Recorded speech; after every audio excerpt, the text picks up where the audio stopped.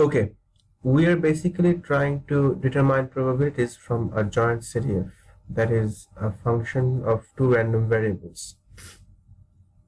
And what we're trying to show that this probability, that probability of x greater than a less than b, intersection probability of y greater than c less than d is equal to the sum of the joint CDFs.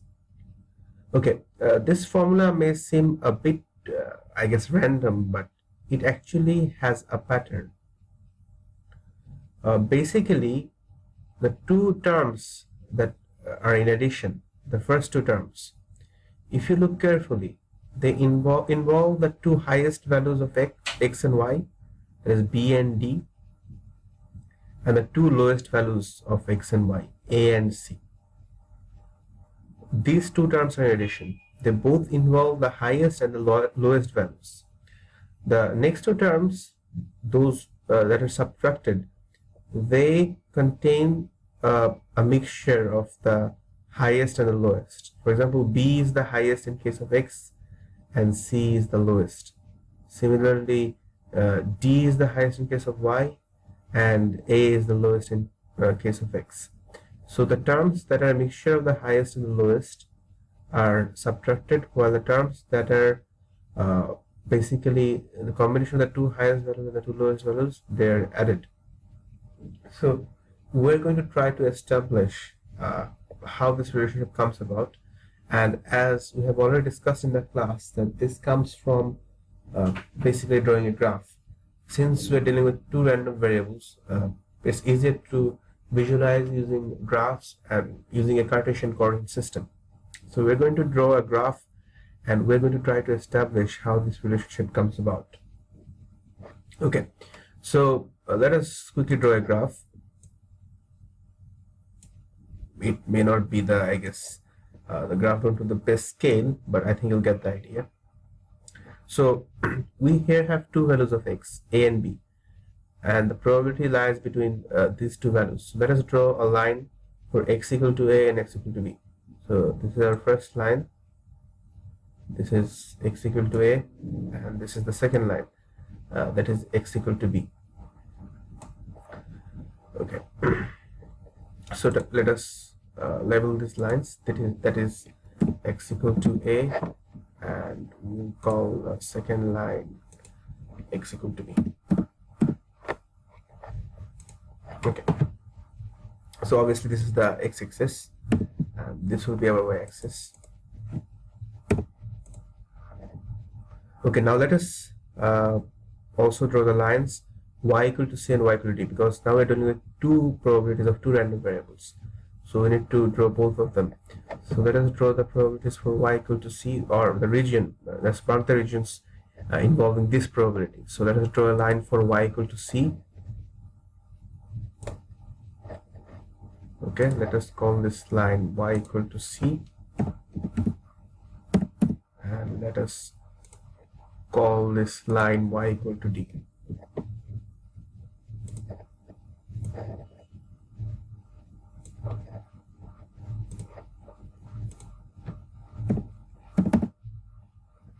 Okay, so I think you're clear that the probability that we have to find is that x lies between a and b and y lies between c and d. So this square region is our region of interest. That is why we have to find the probability. So this is basically our region of interest. We have to find this region. We have to evaluate this region. So in order to find this region, what we're trying to do is trying to establish a relationship between this probability and the joint CDF. So how this comes about. So let us mention some regions, and using these regions we're going to establish this formula.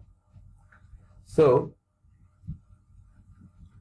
we will define 5 different regions from E1 to E5, or events as they call it in the book, and we're going to try to represent this region in terms of those regions. The first region that we're going to define is E1. Our first region will be E1, and E1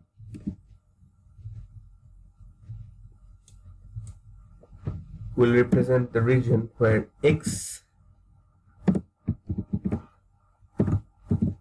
is less than B and Y is less than D. So basically intersection of this region. So the region we're trying to indicate is X less than B. So basically we're behind this line, X less than B, and Y less than D. So we're below this line. So E1 indicates basically we're telling that X and Y can have negative values as well. So the region E1, if I give a basically shadow this region, it will indicate the region, this complete region, that is X less than B and Y is less than D. The whole region behind or contained by this area, you can extend up to negative values as well. Okay. The second region we are trying to mark is E2, and the region E2 will be defined as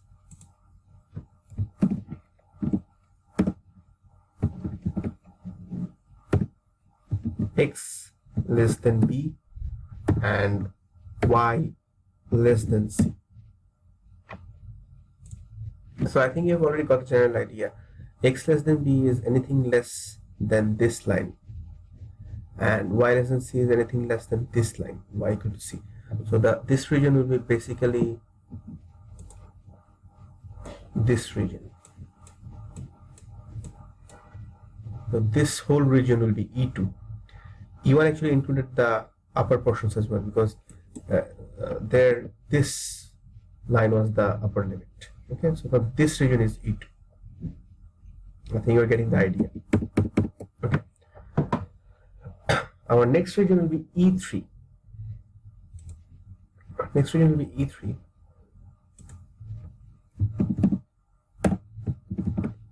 Which is we're going to define as X less than A and Y less than B.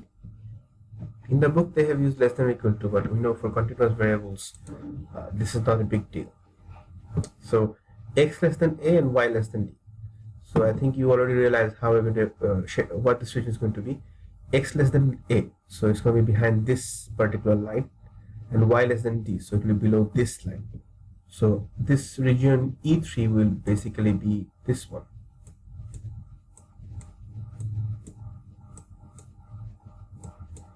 Okay, this will be our region E3. Okay, we're going to define two more regions. We're basically taking combinations of A, B, C, and D. First we started with B and D, then we moved on to B and C, then we went to A and D. So now we're going to use X less than A and Y less than C. We are going to use this region as E4. So again, in the previous manner, now this region will be indicated by X less than A, so behind this line, and Y less than C, so below this line. So this is our concerned region. This will be E4. So you're getting the general idea how we're shading the different regions. And the final region we're going to define is basically the region we're trying to identify. This is the region we're trying to identify is basically A greater than or X greater than A less than B, and Y greater than C less than D. That is this particular region. This is the region we're trying to identify. So we are calling this region E5. We're calling this particular region E5. That is the probability of the region we're trying to identify. So basically, we will try to represent the region E5 using the other four regions. Okay. So if we understand what the other four regions indicate, we can basically use or express E5 as a combination of the other four regions. So let us quickly now try to recall what the other four regions indicate.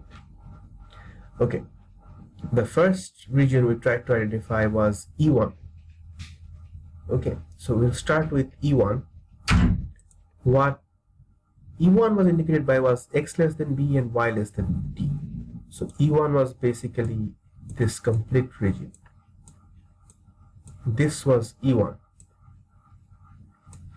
Try to carefully follow the regions I'm shading. This was E1.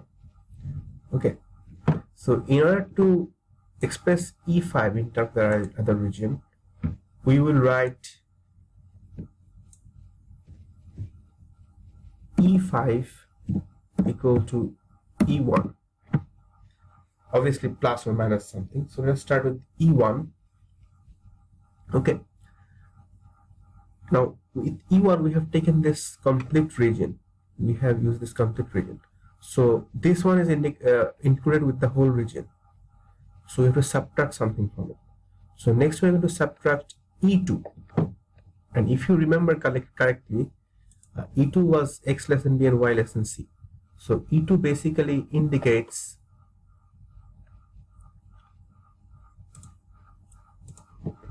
this was E1, x less than b and y less than c. So this region is E2. This region is E2. So from this region we subtract E2. We subtract E2. Okay. So from the red region we subtract the green region. Okay. Now E3 is basically, if we use a different color for E3, let's use, I guess, yellow. Okay. E3 basically indicates x less than a and y less than d. So this region is E3. So let us also subtract E3.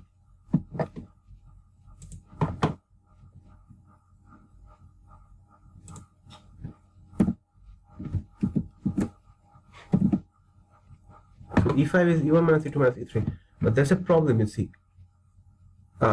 From the red region, we subtracted the green region.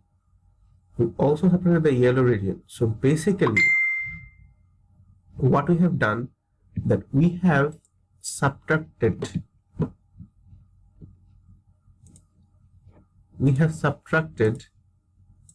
this region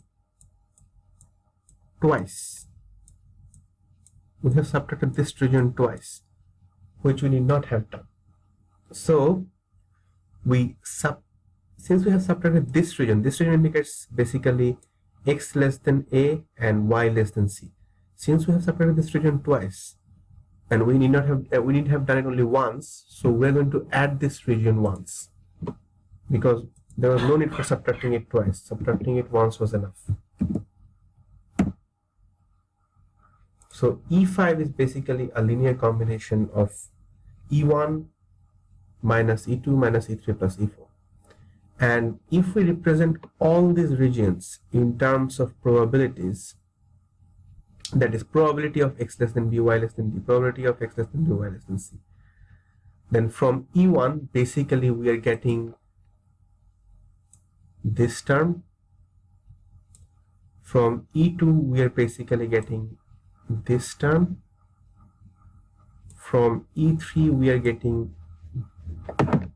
this particular term, and from E4 we are getting this particular term. So this, if we mention like probability of x less than b and y less than d, probability of x less than b, y less than c, is actually a joint CDF, as we discussed in the class. So this is how this formula has come about. So hope this video makes this very clear. Thank you.